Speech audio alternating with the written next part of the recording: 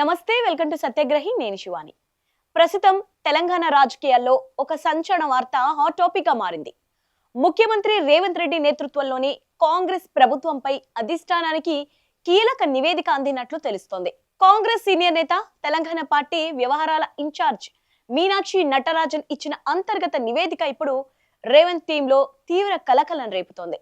వరుసగా మంత్రులపై వస్తున్న ఆరోపణలు, క్షేత్రస్థాయిలో ప్రజల్లో ఉన్న అసంతృప్తి, అంతర్గత విభేదాలు, ఇలా అన్ని అంశాలను క్రోడీకరిస్తూ ఆమె హైకమాండ్ కు ఒక షాకింగ్ రిపోర్ట్ సమర్పించినట్లు సమాచారం.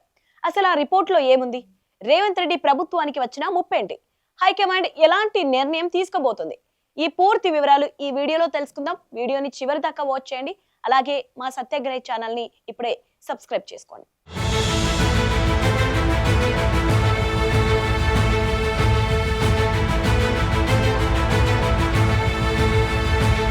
తెలంగాణలో కాంగ్రెస్ ప్రభుత్వం అధికారంలోకి వచ్చి 2.5 ఏళ్లు పూర్తవుతోంది.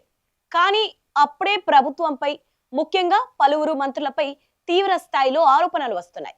కొందరు మంత్రుల శాఖలో అవినీతి, బంధుప్రీతి, అలాగే అధికారులపై పెత్తనం లాంటి అంశాలు ప్రజల్లోకి తప్పుడు సంకేతాలు తీసుకెళ్తున్నాయని మీనాక్షి నటరాజన్ ఒక రిపోర్ట్ ఇచ్చారట. క్షేత్రస్థాయిలో ప్రజల నుంచి వస్తున్న ఫీడ్బ్యాక్ కాంగ్రెస్ పార్టీకి అనుకూలంగా లేదని, పాలనపై ప్రజల్లో మెల్లమెల్లగా అసంతృప్తి పెరుగుతోందని ఈ రిపోర్ట్ స్పష్టం చేసినట్లు తెలుస్తోంది.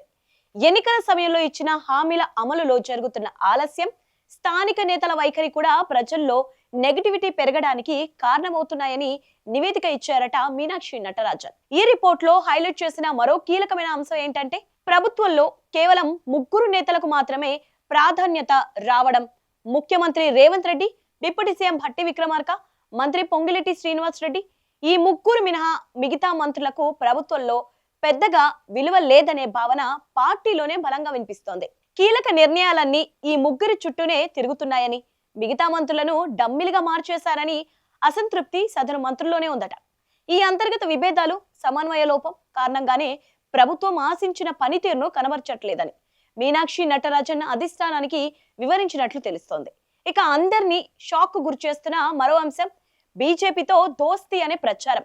రేవంత్ రెడ్డి వైఖరి, కేంద్రంలోని బీజేపీ పెద్దలతో ఆయన జరుపుతున్న చర్చలు లేదా సమీకరణాలు కాంగ్రెస్ పార్టీకి నష్టం చేకూరుస్తున్నాయా అనే కోణంలో కూడా నివేదికలో ప్రస్తావన ఉన్నట్లు టాక్ నడుస్తోంది.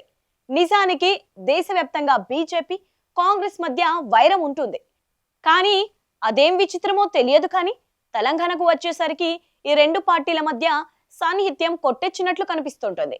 కాంగ్రెస్ ముఖ్య నేతకు, బీజేపీలోని కీలక నేతలకు మధ్య ఫ్రెండ్షిప్ బయటపడుతూనే ఉంది. ఇదే విషయాన్ని మీనాక్షి నటరాజన్ తన నివేదికలో పొందుపరిచినట్లు సమాచారం. బీజేపీతో లోపాయికారి ఒప్పందాలు లేదా సాన్నిహిత్యం ఉందనే ప్రచారం ప్రజల్లోకి వెళ్తే అది పార్టీ క్యాడర్ కు తీవ్రంగా దెబ్బతీస్తుందని ఆమె స్పష్టంగా తేల్చి చెప్పేశారట. అంతేకాదు, మైనార్టీ ఓటు బ్యాంకు దూరం అయ్యే ప్రమాదం కూడా ఉందన్న హెచ్చరికలు ఈ రిపోర్ట్ లో ఉన్నట్లు రాజకీయ వర్గాల్లో చర్చ జరుగుతోంది. మీనాక్షి నటరాజన్ రిపోర్ట్ లో అత్యంత సంచలనమైన వ్యాఖ్య ఏంటంటే, ఇప్పటికిప్పుడు తెలంగాణలో ఎన్నికలు వస్తే కాంగ్రెస్ మళ్ళీ అధికారంలోకి రావడం కేవలం ఒక కల మాత్రమే. అవును, ప్రస్తుత పరిస్థితులు, ప్రజా వ్యతిరేకత, పార్టీలో సమన్వయ లోపం ఇలాగే కొనసాగితే రాబోయే రోజుల్లో పార్టీ తీవ్ర నష్టాన్ని మూటగట్టుకోవాల్సి వస్తోందని ఆమె కుండబద్దలు కొట్టినట్లు సమాచారం. ఈ ఒక్క ముక్క ఇప్పుడు ఢిల్లీ పెద్దలను సైతం ఆలోచనలో పడేసినట్లు తెలుస్తోంది.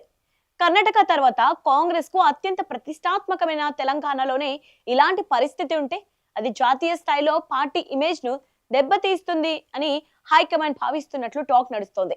ఈ నివేదిక లీక్ అవ్వడంతో రేవంత్ రెడ్డి టీంలో తీవ్ర ఉత్కంఠ, టెన్షన్ నెలకొన్నాయని పార్టీలో గుసగుసలు వినిపిస్తున్నాయి.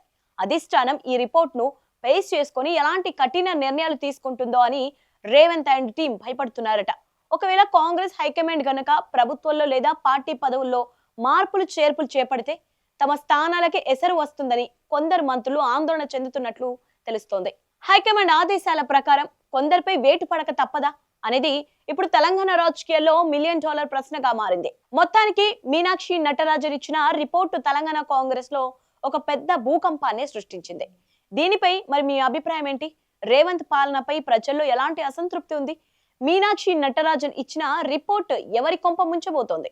కామెంట్ బాక్స్ లో తెలియజేయండి. మరిన్ని పొలిటికల్ అప్డేట్స్ కోసం మా సత్యాగ్రహి ఛానల్ని ఇప్పుడే సబ్స్క్రైబ్ చేసుకోండి.